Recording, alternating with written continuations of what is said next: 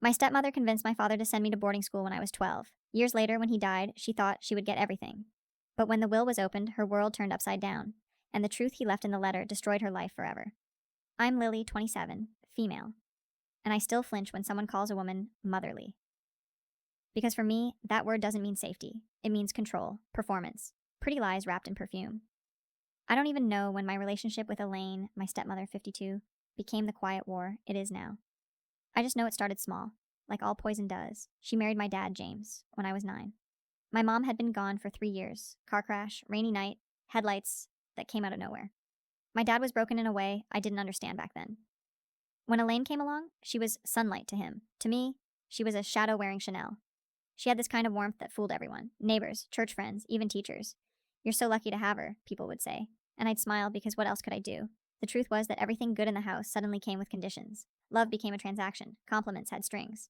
Smile more, Lily. You're such a pretty girl when you try. Don't eat so much bread, darling. You don't want to lose your figure. Your father worries about you. You don't want to be a disappointment, do you? By 12, I was invisible in my own home. My half brothers, Caleb and Ryan, got everything: new bikes, tutors, family trips. I got lectures about being grateful. When I got into an art program at school, she told my dad it was a distraction. Lily's grades are slipping because of her little hobby. She always said little like it was something dirty. Then came the boarding school conversation. I still remember the smell of her perfume that night: white gardenia, sharp and sweet. She told my dad over dinner that I needed structure, discipline, a good environment to mature. And my dad, tired and trusting, nodded like she'd handed him salvation. They sent me away 2 months later. I cried into my pillow the first night, thinking I'd done something to deserve it. I didn't see home again for years, except for holidays, where everything felt staged. She'd hug me like she was posing for a camera, then whisper corrections in my ear. Posture, Lily. Smile. Don't make it awkward for your father. Meanwhile, my brothers tore open their presents under the tree, and my dad looked at me with a guilt I didn't have words for yet. The day I graduated high school, no one showed up. Elaine sent flowers with a card that said, "So proud of your accomplishments. Keep reaching high." The florist had spelled my name wrong. When I turned 18, I didn't go home. Not for summer, not for birthdays, not even for Christmas. I couldn't stomach the idea of pretending anymore, of sitting across from Elaine while she smiled like she hadn't spent half my life erasing me one subtle jab at a time. So I worked. I picked up Hey guys, real quick before we keep going, don't forget to sub and drop a like if you're enjoying the story. Thank you very much. Enjoy watching.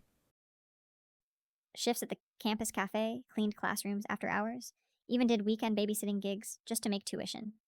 Every paycheck felt like a tiny rebellion. Every dollar was proof I didn't need her. Dad called sometimes, always in that soft, apologetic voice. "You know your stepmother's just trying to help, sweetheart." Help! God, that word. He didn't hear the way she said things when he wasn't around.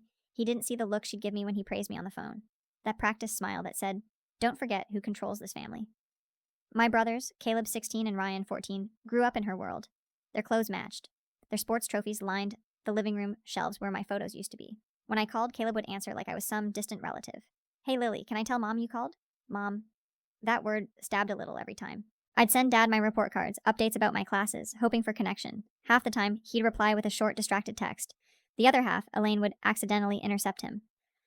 "Your father's busy, Lily. Maybe focus on yourself for once." When he finally came to visit me, just once my sophomore year, I saw it. The exhaustion, the confusion behind his eyes. He looked smaller somehow, like the years with her had chipped away at his edges. We sat in a diner for lunch, and he pushed a small envelope across the table. Inside was a check for $500. His handwriting on the note said, "For emergencies. Don't tell Elaine." He smiled, but it was fragile. "She means well, Lily. You know that, right?" I wanted to scream no, to tell him what she really was, but he looked so tired. So I just nodded. Then came the call that changed everything. 2 weeks before graduation, I got a message from Elaine. Not my dad, Elaine. Her voice was clipped, rehearsed. "Your father and I agree that you're old enough to be independent now. We've decided not to continue financial support for your master's program. I'm sure you'll find your own way. You always do." Translation. She'd finally won. She convinced him to cut me off completely.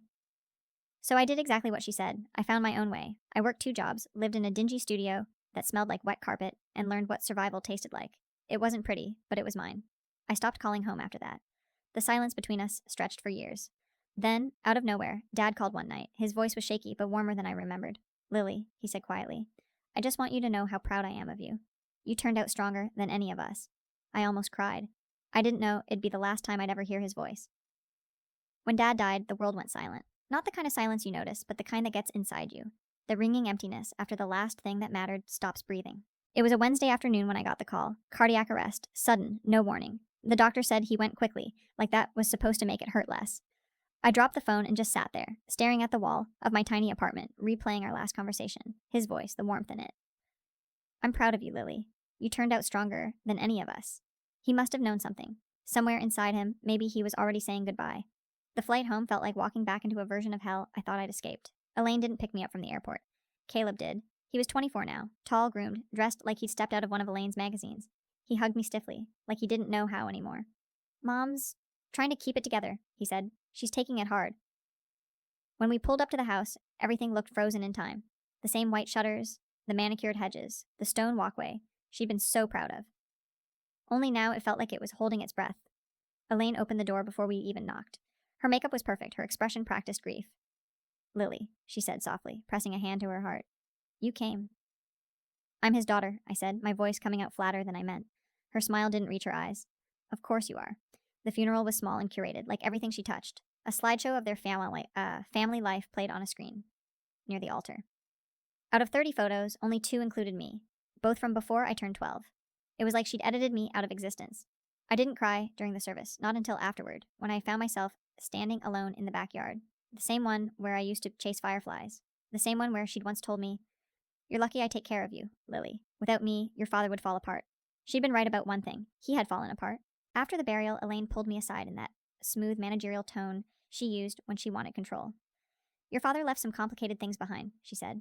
The will, the house, financial matters. I've arranged for our attorney to handle it. I'll keep you updated. I nodded, but something about her calm felt wrong. Too assured. Too final. 2 weeks later, I got a letter from the law firm handling the estate, and when I opened it, my hand started shaking so hard I could barely hold the page. I was the sole beneficiary. Not Elaine, not Caleb, not Ryan, just me. And attached to that letter was another envelope, smaller, handwritten in my father's careful scrawl. It started with, Lily, if you're reading this, it means I finally saw the truth too late. My father's voice, finally unfiltered by her. And what he confessed in that letter shattered everything I thought I knew about my family. The envelope trembled in my hands. My father's handwriting looked older than I remembered. Uneven, rushed, like he'd been racing against something. Lily, if you're reading this, it means I'm gone. And I can't ask your forgiveness, though I hope one day you'll understand why I did what I did. For years, I let someone else steer our family. I thought I was keeping peace. I was keeping poison alive. I read it sitting at my kitchen table, the same place I used to do homework alone while Elaine hosted dinner parties for people who thought she was a saint. Elaine came into my life when I was broken. I thought she saved me. But she studied me, Lily. She learned how to make me doubt myself, how to make me believe her version of things. The affair that ended my first marriage, she arranged it. She planted the lies that tore your mother and me apart. She wanted me isolated so she could control everything. My chest went tight, the paper blurred. I'd always known something about her didn't add up. But to see it in his handwriting, it was like someone had peeled back the walls of my childhood and shown me the rot inside. For years, she siphoned money from my accounts, quietly, methodically. Every time I questioned it, she'd twist it, say I'd authorized it, that I'd forgotten. I believed her. I let her make me believe I was losing my memory. When I finally hired someone to trace the missing funds, it was already too late. She'd covered her tracks, but I saw enough to know what she'd done. He'd attached documents, bank statements, emails, transfers in small amounts that added up to hundreds of thousands. Some routed to shell companies, all connected to Elaine. I can't undo what I allowed. I can only make sure she never touches what's left of you. Everything I own, every account, the company, all of it is yours. I've already moved it beyond her reach. She'll hate you for it. She'll come after you. But remember, this isn't punishment. It's protection. When I finished the letter, I couldn't move. Part of me wanted to throw it across the room, scream until my throat tore. Another part wanted to crawl into bed and sleep for a year. But the biggest part, the quiet, shaking part, felt something I hadn't felt since I was a kid. Vindicated, he'd finally seen her. The next morning, the call started. First Caleb, then Ryan, both furious, both parroting her voice. How could you do this to Mom? Caleb snapped. Dad wanted her taken care of. Maybe he trusted the wrong person, I said quietly. He hung up. Then Elaine showed up, unannounced, standing in my apartment doorway, in black sunglasses, like grief could be accessorized. You think this is over? She hissed. That letter doesn't erase 20 years. He was my husband. You stole what's mine. Her perfume hit me first. Same gardenia scent as always. It made my stomach twist. I just stared at her and said, maybe he finally stopped letting you steal. Her face cracked for the first time. Not sadness, rage. She lunged forward, slammed her hand on my table so hard, a coffee mug shattered. You think you're better than me, Lily? You're nothing without what I built. You hear me? Nothing. I didn't flinch. For once, I was the calm one. When she finally stormed out, I found myself laughing.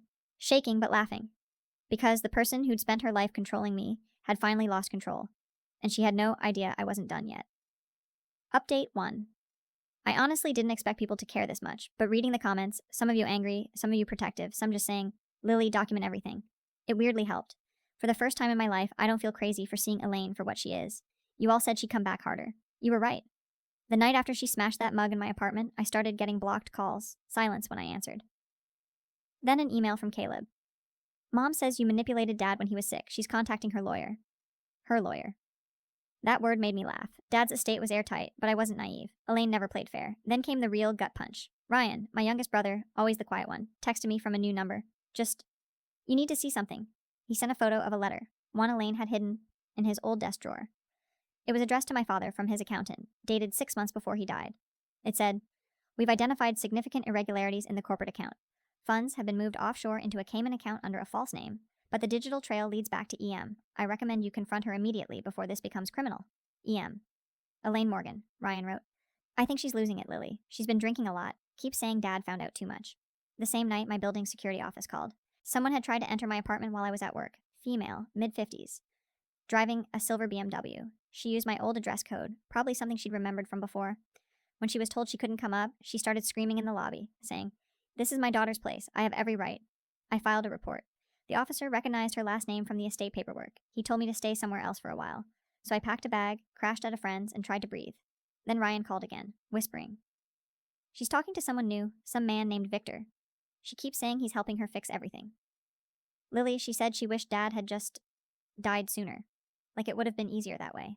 That sentence nearly made me drop the phone, because Dad had died suddenly. Heart attack, they said. No autopsy requested. Elaine had declined. And in that moment, a thought I didn't want to think lodged itself in my chest and wouldn't leave. What if it wasn't just greed? What if she'd made sure he never got the chance to expose her? Ryan and I started digging together. We met in secret at a diner off the highway. His hands shaking, eyes darting toward the door every few minutes. He slid me a flash drive. It's the company emails. You should see them before she destroys everything. Inside those emails were exchanges between Elaine and a financial consultant named Victor Lawson. Only he wasn't a consultant. He'd been arrested 3 years prior for insurance fraud, and there it was. Once the policy transfers, everything moves to my account. If he dies before finalizing, we follow Plan B. Plan B. I don't know what scared me more, the word if or the word before. It stopped being about inheritance right then. This was about my father's death. Elaine had always been ruthless, but this was something else entirely. And I decided I wasn't just going to defend what was mine. I was going to finish what my father started. I didn't sleep for 3 days after Ryan gave me that flash drive. Every time I closed my eyes, I saw the words Plan B burning behind my eyelids. Ryan was terrified. He'd started recording some of Elaine's rants in secret. The first clip he sent me made my blood run cold. Her voice was slurred, mean. He was going to ruin everything, all those years, and he was going to take it away because of his guilt. He should have just signed the damn papers. There was a thud in the background, glass breaking. Then a quieter sentence I almost didn't catch. He should have died sooner. The next day, I met with Dad's old business attorney, Mr. Brenner, the same one who'd sent me the letter about the inheritance. He looked grim when I told him everything. Elaine's not going to let this go quietly, he said. If she's panicking, she's dangerous. He offered to help me take the evidence to the authorities. But I didn't want her to just get arrested. I wanted her exposed. For years, she'd built this image, graceful, charitable, untouchable. People saw her as this grieving widow, holding her family together. I wanted that mask ripped off in public. So I went quiet. I didn't reply to her messages, didn't take Caleb's calls, didn't even tell Ryan what I was planning until it was in motion. The company Dad had built, Morgan & Lowe Engineering, was hosting its annual shareholders meeting. Elaine, as the widow of the founder, was scheduled to give a speech about Daddy James Morgan's legacy. The irony nearly made me laugh. I emailed the board under my legal name, Lily Morgan, majority shareholder, and confirmed my attendance. Elaine wouldn't know until the morning of. The day of the meeting, I wore black, not morning black, but armor. My father's letter sat folded in my purse right next to a USB drive with everything. Her embezzlement records, her emails with Victor, and the audio Ryan had sent me. When I walked into that conference hall, every head turned. Elaine froze mid-sentence at the podium. Lily, she said, voice sugar slick but trembling. Sweetheart, I didn't know you'd be joining us. You didn't invite me, I said calmly, but I inherited the company, so I thought I should see how you've been running it. There were whispers. The CFO looked confused. Elaine tried to keep control, smoothing her hair, laughing too loudly. We can discuss this privately. Actually, I said, clicking the small remote Brenner had lent me. I'd rather we keep it transparent. The screen behind her flickered to life. The first slide, her Cayman account transfers. The second, her email chain with Victor. Then, her voice recorded, filling the room. He was going to ruin everything. He should have died sooner. The silence that followed was absolute. Elaine's face went from pale to crimson, to something I can't even describe, like watching a mask melt. "You little bitch," she hissed, lunging toward me before 2 security officers stepped in. Her voice broke into sobs. "You don't understand. He was going to leave me with nothing, after everything I did for him." The board chair stood up. "Mrs. Morgan, you need to leave." She turned on them, screaming, "It's my company, my money, my life." That was the last time I saw her outside a courtroom. 2 months later, Elaine was indicted for fraud, embezzlement, and conspiracy to commit murder after Victor, facing his own charges, cut a deal, and testified. Caleb refused to speak to me at first. Ryan couldn't stop apologizing. But when I showed him Dad's letter, he cried, real, broken tears, and whispered, "He was trying to protect you the whole time." And for the first time in years, I believed it. Update 2. When I wrote the first update, I was running on adrenaline and caffeine. Now I'm just tired. The kind of tired that lives in your bones, but I'm also free. For the first time since I was 12, there's no one hovering behind me, waiting to correct my every move. Elaine's trial was surreal. She came into court still pretending. Perfect hair, black suit, a pearl necklace, like she was auditioning for sympathy. But when the evidence started coming out, the forged documents, the audio files, Victor's testimony, something in her cracked. Victor told the jury everything. How she'd asked him to help restructure the company finances. How, when my father began questioning her transactions, she'd panicked and asked if there were ways to make a medical event look natural.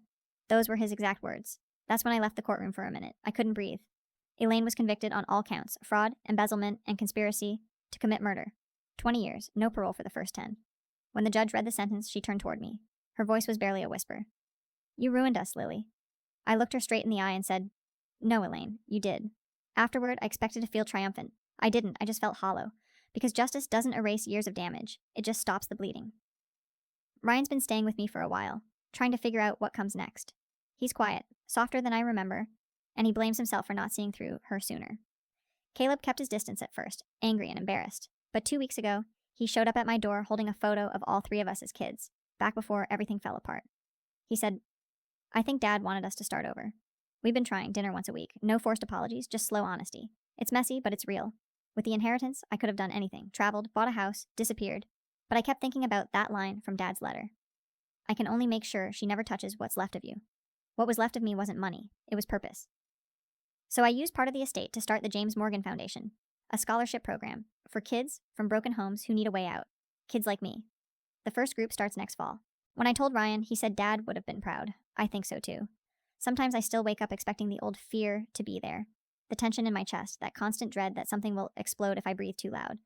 But it's quieter now. Elaine's in prison. The company is back in the family's hands. My brothers are trying to be my brothers again. And I'm finally starting to feel like I belong in my own life. 5 years later, I barely recognize the woman in the mirror. Not because I've changed on the outside, but because the constant tightness, the fear, the anger, the bitterness has finally faded. It's strange how healing creeps up quietly. There's no big cinematic moment. One day, you just notice you've stopped checking the locks twice.